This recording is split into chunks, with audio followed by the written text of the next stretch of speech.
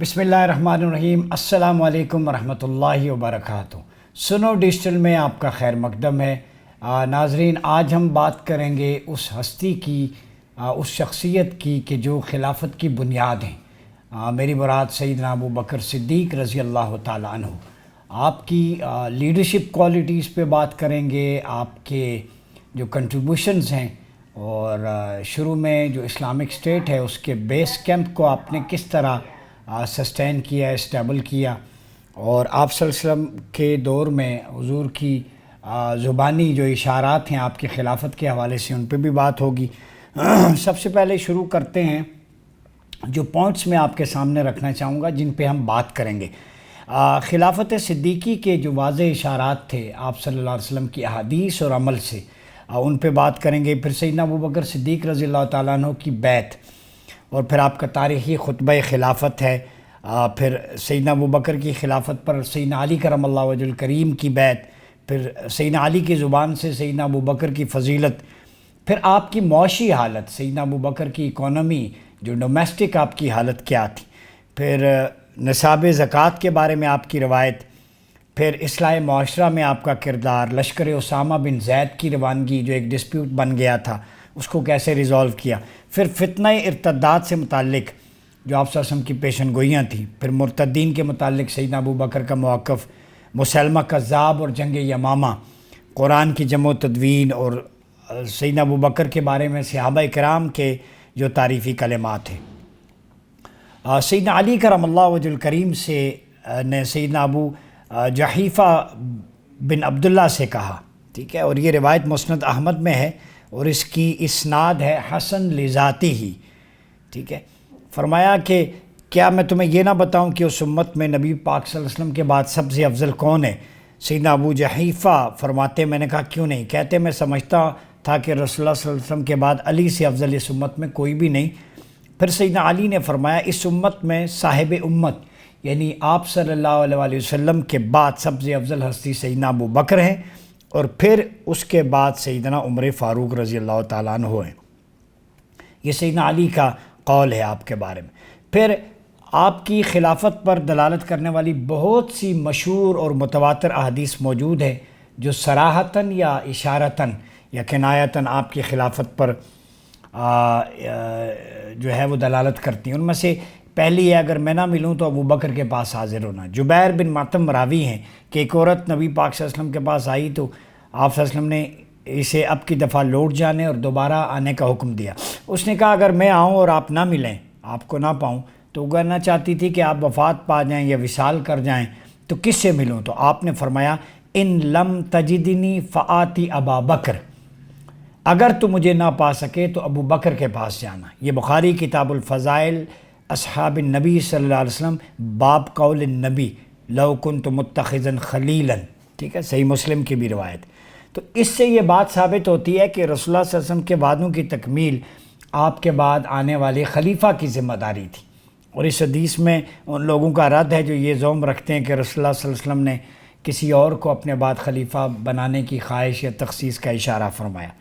پھر فرمایا میرے بعد ابو بکر عمر کی اقتداء کرنا، ٹھیک ہے، مجھے معلوم نہیں فرمایا میں کب تمہارے درمیان رہتا ہوں، تو میرے بعد ان دونوں کی اقتداء کرنا، یہ کہتے ہوئے سیدنا ابو بکر و عمر رضی اللہ تعالیٰ عنہما کی طرف اشارہ فرمایا۔ یہ ترمذی میں ابواب مناقب ہے، باب اقتدوا بالذین من بعد ابی بکر و عمر، ٹھیک ہے، وہ اسنادی حسن لذاتی، ٹھیک ہے۔ یہاں آپ صلی اللہ علیہ وسلم نے سیدنا ابو بکر و عمر کے حسن سیرت اور صدق باطن کی بنا پر ان دونوں کی اقتداء کا حکم فرمایا، ٹھیک ہے۔ اور اس حدیث میں امر خلافت کے سلسلے میں واضح اشارہ موجود ہے۔ پھر ابو بکر کی مدت خلافت کے مختصر ہونے کا اشارہ سیدنا عبداللہ بن عمر رضی اللہ تعالیٰ عنہ بیان کرتے ہیں کہ آپ صلی اللہ علیہ وسلم نے فرمایا کہ خواب ایک کنویں پر کھڑا ہوں، پانی کھینچ رہا تھا، میرے پاس ابو بکر و عمر آئے، ابو بکر نے مجھ سے ڈول لے لیا، ایک یا دو ڈول کھینچے، ان کے کھینچنے میں تھوڑی کمزوری تھی، اللہ ان کی مغفرت فرمائے۔ پھر ابو بکر کے ہاتھ سے ڈول عمر نے لیا اور ان کے ہاتھ میں پہنچتے ہی وہ ایک بہت بڑے ڈول کی شکل میں ہو گیا۔ میں نے ان سے زیادہ کوئی ہمت والا اور بہادر انسان نہیں دیکھا جو اتنی حسن تدبیر اور مضبوط قوت کے ساتھ کام کرنے کا عادی ہو۔ چنانچہ انہوں نے اتنا پانی کھینچا کہ لوگوں نے اونٹوں کو پانی پلانے کی جگہ بھر لی۔ تو اہل علم نے بیان کیا کہ اس خواب میں آپ صلی اللہ علیہ وسلم کے بعد ابو بکر و عمر کی خلافت کی تمثیل و بشارت اور ان کے حالات کی پیشن گوئی ہے۔ اور انبیاء کرام کا خواب وحی الہی ہوتا ہے، اور ابو بکر کے پانی نکالنے میں دقت سے آپ کی مدت خلافت کے مختصر ہونے، جلد وفات پانے اور مرتدین کے ساتھ مشغول جنگ ہونے کی طرف اشارہ ہے، جس کی وجہ سے آپ کے دور خلافت میں وہ زیادہ وسیع فتوحات نہیں، فتنوں کا خاتمہ ہوتا رہا۔ ٹھیک ہے، پھر مسلمان ابو بکر کے علاوہ کسی اور کو مسند خلافت نہیں دیں گے۔ سیدہ عائشہ ام المؤمنین رضی اللہ تعالیٰ عنہ بیان کرتی ہیں کہ مجھے آپ صلی اللہ علیہ وسلم نے اپنے آخری ایام میں فرمایا کہ ادعی لی ابا بکر اباک و اخاک حتی اکتب کتابا فانی اخاف ان یتمنى متمن ویقول قائل انا اولا ویاب اللہ والمؤمنون الا ابا بکر۔ یہ حوالہ ہے صحیح مسلم کا، کتاب فضائل الصحابہ ہے، باب من فضائل ابی بکر رضی اللہ تعالیٰ عنہ 2387، کہ اپنے باپ ابو بکر اور اپنے بھائی کو بلاؤ اور انہیں ایک تحریر لکھ دو، میں ڈرتا ہوں کوئی خلافت کی آرزو کرنے والا آرزو نہ کرے اور کوئی کہنے والا یہ نہ کہے کہ میں خلافت کا زیادہ حقدار ہوں، حالانکہ اللہ تعالیٰ انکار کرتا ہے اور مسلمان بھی انکار کرتے ہیں ابو بکر کے سوا کسی اور کی خلافت سے۔ تو یہ حدیث سیدنا ابو بکر کی فضیلت پر روزے روشن کی طرح عیاں ہے۔ تو آپ صلی اللہ علیہ وسلم نے اپنے ظاہری وصال سے پہلے اس امر کی خبر دے دی تھی کہ مسلمان سیدنا ابو بکر کے علاوہ کسی اور کو مسند خلافت نہیں دیں گے، اور اس میں یہ بھی اشارہ ہے کہ اس میں قدر اختلاف رونما ہوگا۔ ٹھیک ہے، اور آپ نے خبر دی، وہی واقع ہوا، اور پھر لوگ سیدنا ابو بکر کی خلافت پر متفق ہو گئے۔ ٹھیک ہے، پھر اس میں بہت ساری روایات اور بھی ہیں آپ صلی اللہ علیہ وسلم کی۔ پھر امام ابن تیمیہ فرماتے ہیں نصوص صحیحہ سیدنا ابو بکر کی خلافت کی صحت اور ثبوت اور اللہ اور رسول کے ان سے راضی ہونے پر دلالت کرتی ہیں۔ آپ کی خلافت پر مسلمانوں کی بیعت منعقد ہو چکی اور صحابہ نے آپ کو بحیثیت خلیفہ ان نصوص کی بنیاد پر منتخب کیا جن میں اللہ اور رسول کی طرف سے سیدنا ابو بکر کی فضیلت وارد ہوئی ہے، لہذا آپ کی خلافت نص اور اجماع دونوں ہی سے ثابت ہے۔ لہذا نصوص اس بات پر دلالت کرتی ہیں کہ اللہ اور اس کا رسول آپ سے راضی ہیں اور یہ حق ہے، اللہ نے اس کا حکم فرمایا اور یہ مقدر فرمایا کہ اہل ایمان آپ کو منتخب کریں۔ ٹھیک ہے، یہ منہاج السنہ لامام ابن تیمیہ۔ پھر سیدنا عبداللہ بن مسعود رضی اللہ تعالیٰ عنہ کی روایت ہے، مستدرک میں امام حاکم نے اس کو نقل کیا اور حسن لذاتی اس کا سٹیٹس ہے کہ اجمع اصحاب النبی صلی اللہ علیہ وآلہ وسلم واستلخفوا ابا بکر رضی اللہ تعالیٰ عنہ، نبی پاک صلی اللہ علیہ وسلم کے صحابہ نے اتفاق و اتحاد کیا اور سیدنا ابو بکر کو خلیفہ بنا لیا۔ یہ سیدنا عبداللہ ابن مسعود کی روایت۔ پھر آپ کی بیعت کی گئی، بیعت عام ہوئی۔ ٹھیک ہے، پہلے ثقیفہ میں خاص بیعت ہوئی لوگوں نے کی، پھر اس کے بعد انصار نے، پھر اس کے بعد جو لوگوں نے کہا ابسط یدک یا ابا بکر، ابو بکر اپنا ہاتھ بڑھائیے۔ ٹھیک ہے، پھر مہاجرین اور انصار نے بیعت کی۔ پھر سیدنا عمر نے فرمایا کہ اس وقت ہم کو سیدنا ابو بکر کی خلافت سے کوئی چیز ضروری معلوم نہیں ہوئی۔ ٹھیک ہے، ہمیں ڈر پیدا ہوا کہ لوگ جدا ہوں اور بیعت نہ ہو اور پھر فتنہ ہو، فساد پھوٹ پڑے۔ بخاری کتاب المحاربین، یہ امام بخاری نے روایت کی ہے۔ پھر سیدنا عبداللہ بن جعفر بن ابی طالب رضی اللہ تعالیٰ عنہ، سیدنا علی کے بھائی ہیں، آپ فرماتے ہیں کہ ولینا ابو بکر فکان خیر خلیفۃ اللہ ورحمہ بنا وحناہ علینا۔ مستدرک میں حسن لذاتی، معرفت السنن والآثار للبہیقی، فضائل الصحابہ امام احمد بن حنبل۔ سیدنا علی کے بھائی فرماتے ہیں ہمارے خلیفہ ابو بکر بنے جو اللہ کی طرف سے سب سے بہتر خلیفہ تھے اور وہ ہم پر نہایت رحم دل اور نرم خو تھے۔ پھر بیعت عام، انس بن مالک بیان کرتے ہیں کہ سیدنا عمر رضی اللہ تعالیٰ عنہ کا وہ خطبہ تھا، پھر انہوں نے آپ سے فرمایا ہاتھ بڑھائیے، اور پھر سیدنا ابو بکر کا وہ تاریخی خطبہ ہے کہ ایھا الناس فإنی قد ولیت علیکم ولست بخیرکم فإن احسنت فأعیننی فإن اسأت فقومنی الصدق امانہ والکذب خیانہ والضعیف فیکم قوی عندی حتی اریح علیہ حق ان شاء اللہ والقوی فیکم ضعیف عندی حتی اخذ الحق منہ ان شاء اللہ لا يدع قوم الجہاد فی سبیل اللہ الا ضربهم اللہ بالذل ولا تشیع الفاحشة فی قوم قط الا عممهم اللہ بالبلاء اطیعونی ما اطعت اللہ ورسولہ فاذا عصیت اللہ ورسولہ فلا طاعۃ لی علیکم قوموا الی صلاتکم یرحمکم اللہ۔ سیرت ابن حشام میں بدایہ و نہایہ میں ابن کثیر نے لکھا، اے لوگو میں تم پر والی مقرر ہوں لیکن تم میں سے بہتر نہیں ہوں، عاجزی دیکھیں، اگر میں اچھا کام کروں تو میرے ساتھ تعاون کرو، کج روی اختیار کروں تو مجھے سیدھا کر دو۔ یہ ہوتا ہے ہیڈ آف اسٹیٹ، لیڈر۔ سچائی امانت ہے، جھوٹ خیانت ہے۔ تمہارا ضعیف فرد بھی میرے نزدیک طاقتور شخص ہے، جب تک میں دوسروں کا حق نہ دلوا سکوں انشاءاللہ، اور تمہارا قوی شخص بھی میرے نزدیک ضعیف ہے یہاں تک کہ میں اسے دوسروں کا حق وصول نہ کر لوں۔ یہ لا ہے انشاءاللہ۔ یاد رکھو، جو قوم جہاد فی سبیل اللہ چھوڑ دیتی ہے اس قوم کو اللہ ذلیل و خوار کرتا ہے، اور جس قوم میں بدکاری پھیلتی ہے اللہ اس کو مصیبت میں مبتلا کر دیتا ہے، معیشت تنگ ہو جاتی۔ اور میں اللہ کے رسول کی اطاعت کروں تو میری اطاعت کرو، اگر میں اللہ اور اس کے رسول کی نافرمانی کروں تو میری اطاعت لازم نہیں ہے۔ اللہ تم سب پر رحم فرمائے۔ پھر نماز کے لیے کھڑے ہو جاؤ، یہ نماز قائم کرو۔ یہ اختصار و ایجاز کے اعتبار سے سب سے کمپریہنسو خطابات میں سے ایک خطاب ہے اسلامک ہسٹری کا۔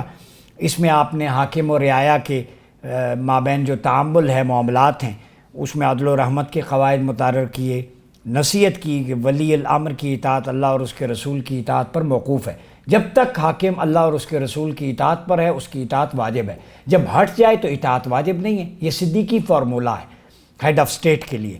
پھر جہاد فی سبیل اللہ کو قوت قرار دیا کیونکہ امت کی عزت و شان کے لیے یہ اہمیت کا حامل ہے۔ جیسے غزہ میں ہو رہا ہے، جہاد چھوڑا ہے تو دیکھیں مار پڑ رہی ہے اور پوری مسلم امت تماشائی بنی ہوئی ہے۔ اور فواحش سے اجتناب، کیونکہ معاشرے کو گراوٹ و فساد سے بچانے کے لیے ضروری ہے فساد کا خاتمہ اور فحاشی اور یعنی یہ دو چیزیں ایسی ہیں جس سے آپ کی معیشت، من اعرض عن ذکری فإنہ معیشۃ ضنکا، ذکر جو اللہ کا چھوڑ دے معیشت تنگ ہو جاتی ہے۔ پھر سیدنا علی رضی اللہ تعالیٰ عنہ نے آپ کی بیعت کی، ٹھیک ہے، اور اگر اس کو ہم دیکھیں تو سیدنا علی رضی اللہ تعالیٰ عنہ نے جب قریب ہوئے آپ کے تو وہ مناسب راستہ اختیار کیا، تو وہ ہے تو سیدنا علی کو سیدنا ابو بکر سے کسی قسم کا ملال نہ تھا، بلکہ آپ کی فضیلت کے معترف تھے۔ یہ عقیدہ تھا کہ سیدنا ابو بکر کو خلافت اللہ کی طرف سے عطا ہوئی، یہ حضرت علی فرمان ہیں، انہوں نے اس پر غاصبانہ قبضہ نہیں کیا۔ اور سیدنا ابو بکر اور تمام صحابہ آپ صلی اللہ علیہ وسلم کی قرابت اور اہل بیت کا احترام کرتے تھے، ٹھیک ہے۔ تو یہ ساری چیزیں ہمیں دیکھنی چاہیے کہ اسٹیٹ میں کیسے۔ پھر امام ابن تیمیہ بھی فرماتے ہیں سیدنا علی نے یہ بات نہیں کی کہ میں ابو بکر سے زیادہ خلافت کا حقدار ہوں، ٹھیک ہے۔ تو یہ ساری چیزیں ہمیں دیکھنی پڑیں گی۔ پھر سیدنا ابو بکر رضی اللہ تعالیٰ عنہ، ان کی علی کی زبان سے آپ کی فضیلت کے رسول اللہ کے بعد لوگوں میں کون افضل ہے آپ سے پوچھا گیا، انہوں نے جواب دیا ابو بکر، پھر فرمایا کون، فرمایا عمر، پھر میں ڈر گیا عثمان کا نام لے لیں، پھر انہوں نے کہا میں تو صرف مسلمانوں کا ایک فرد ہوں۔ تو یہ فضائل اصحاب النبی بخاری میں یہ حدیث ہے، ٹھیک ہے۔ بہت ساری روایات ہیں، میں اختصار کے ساتھ آپ کے سامنے شیئر کرتا جا رہا ہوں۔ آپس میں ریلیشن شپ کتنا خوبصورت تھا۔ پھر سیدنا ابو بکر صدیق رضی اللہ تعالیٰ عنہ کا عہد بہت خوبصورت عہد تھا۔ ایک تو یہ ہے کہ اس میں جنگ یمامہ لڑی گئی اور بہت ساری ایکسپیڈیشن تھی۔ اس میں جانے سے پہلے سیدنا ابو بکر خلیفہ بنے تو ام المومنین سیدہ عائشہ آپ کی بیٹی فرماتی ہیں کہ فرمایا کہ میری قوم جانتی ہے میرا تجارتی کاروبار میرے گھر والوں کی گزر اوقات کے لیے کافی ہے، اب میں مسلمانوں کے کام میں مشغول ہوں، خلیفہ ہوں، یعنی خلافت کا بار میرے کندھوں پر ہے، اس لیے آل ابو بکر اب بیت المال میں سے کھائے گی، اور ابو بکر مسلمانوں کے لیے بیت المال کا مال تجارت میں لگا کر بڑھاتا رہے گا، ٹھیک ہے۔ تو پھر نصاب زکوٰۃ سیدنا ابو بکر نے اونٹ کی زکوٰۃ متعین فرمائی، اور جتنا بھی نصاب تھا ازرن و بکریوں کی زکوٰۃ کے بارے میں، ٹھیک ہے، پھر چاندی کی زکوٰۃ کے بارے میں۔ تو یہ آپ کے انیشیٹوز تھے جو آپ نے کیے، مانین زکوٰۃ سے آپ نے پھر جنگ کی، ٹھیک ہے۔ تو اصلاح معاشرہ میں آپ کا کردار بڑا امپورٹنٹ ہے کہ لوگوں کو، پھر گستاخ رسول کی سزا سیدنا ابو بکر رضی اللہ تعالیٰ عنہ کے نزدیک کہ ایک شخص نے کہا کہ اگر فلاں شخص یہ کام کرے یا اس نے کیا تو میں اس کی گردن اتار دیتا، اب اگر آپ مجھے حکم دیں تو میں اس کی گردن اتار دوں۔ تو سیدنا ابو بکر نے فرمایا وَيَحْكَ اللَّهُ أَوْ يَلَكَ ان تلک واللہ ما ہی لأحد بعد محمد صلی اللہ علیہ وسلم۔ مسند امام احمد بن حنبل و اسناد ہی صحیح، ابو داؤد نے بھی صحیح اسناد کے ساتھ نقل کیا۔ تیرے لیے بربادی ہو، اللہ کی قسم یہ رتبہ کہ اس کے گستاخ کا سر قلم کیا لے، آپ صلی اللہ علیہ وسلم کے بعد کسی کا نہیں۔ یعنی انڈیویجول کو لا ہاتھ میں لینے کا کوئی حق نہیں ہے، عدالتیں ہیں اس کا فیصلہ کریں۔ یہ روایت ہم لوگوں کو نہیں بتاتے، پتہ نہیں کیوں۔ جاہلیت کی بہت ساری رسمیں آپ نے ختم کر دی، امر بالمعروف نہی عن المنکر کا اہتمام کیا، ٹھیک ہے۔ پھر آپ بہت زیادہ جو ہے نا متقی تھے، آپ میں اخلاص تھا، ڈیووشن تھی۔ فرمایا کہ مسلمانوں کی جماعت اللہ سے حیا کرو، میں قضائے حاجت کے لیے کھلی جگہ جاتا ہوں تو اللہ سے حیا کرتے ہوئے اپنے آپ کو کپڑے سے ڈھانپ لیتا ہوں، اتنی حیا تھی۔ پھر اسامہ بن زید کے لشکر کی روانگی وہ آپ کے سامنے، اس پہ ڈیبیٹ تھا، آپ نے فرمایا جس پہ رسول اللہ نے ڈیسیژن لیا ابو بکر اس ڈیسیژن سے پیچھے نہیں ہٹ سکتا، یہ خلافہ علی منہاج النبوہ۔ پھر فتنہ ارتداد سے اسود انسی ہے، مسلمہ بن کذاب، ٹھیک ہے۔ تو ان سب کے خلاف جو جنگیں ہوئیں عقیدہ ختم نبوت کے تحفظ کے لیے، ہزاروں صحابہ کرام نے اس میں جانیں دی۔ تو یہ پورا جو سٹرکچر ہے، یعنی آپ کا زیادہ وقت جو ہے مرتدین کے خلاف لڑتے ہوئے، جو قبائل تھے، مانعین زکوٰۃ تھے، جو فتنہ پرور تھے، جو فساد انگیز تھے، ان کے خلاف لڑتے ہوئے آپ کا وقت گزرا، اور اس میں بہت سارے صحابہ کی جانیں گئیں۔ پھر سیدنا ابوبکر کو سیدنا عمر نے مشورہ دیا، بہت سارے صحابہ شہید ہو گئے تو قرآن کی جمع و تدوین، تو پھر آپ نے زید بن ثابت سے کہا آپ کاتب وحی ہیں، تو ان کو پھر کہا چمڑے کی چھال اور ہڈیوں پہ، کھجور کے تنوں پہ قرآن مجید کی جو آیات مبارکہ تھیں وہ محفوظ کر دی گئی، ٹھیک ہے۔ تو پھر بہت ساری آیات وہ اکٹھا کرنے کا کام کیا گیا۔ پھر سیدنا عمر فرماتے ہیں کہ ابو بکر سیدنا و خیرنا و احبنا الی رسول اللہ صلی اللہ علیہ وسلم، ابو بکر ہمارے سردار ہیں، ہم میں سب سے بہتر ہے، ہم میں سے رسول اللہ کو زیادہ محبوب ہیں۔ ترمذی ابواب المناقب۔ تو آج کی ڈسکشن کا مطلب یہ ہے کہ پیریڈ آف کرائسس تھا، ٹرائل تھا، اور اس میں سیدنا ابو بکر جب لیڈر بنے خلیفۃ المسلمین، تو آپ جو ہے وہ آپ کو خلیفۃ رسول اللہ کہا جاتا تھا۔ تو آپ جو ہے وہ جب انیشیٹو لیا تو بہت سارے بغاوت، فتنہ و فساد، تو اس کو ایلیمنیٹ کیا کہ ریاست کے اندر جب تک امن قائم نہیں ہوتا، فتنہ ختم نہیں ہوتا، امر بالمعروف نہی عن المنکر کا فروغ کیسے ہوگا؟ تو آپ نے جتنے بھی فتنے تھے ان کو کرش کیا، ختم نبوت کو پرائیورٹی دی، اس کے لیے صحابہ نے جانیں دیں، حفاظ بھی تھے۔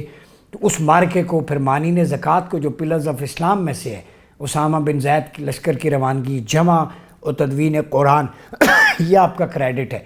تو امت میں جو بہت سارے فتنے اٹھے، شورش یا بہت سارے کام ہونے والے تھے، اس کی بیس سیدنا ابوبکر نے کھڑی کی، پھر اسی بیس کو کیری کیا باقی خلفاء نے۔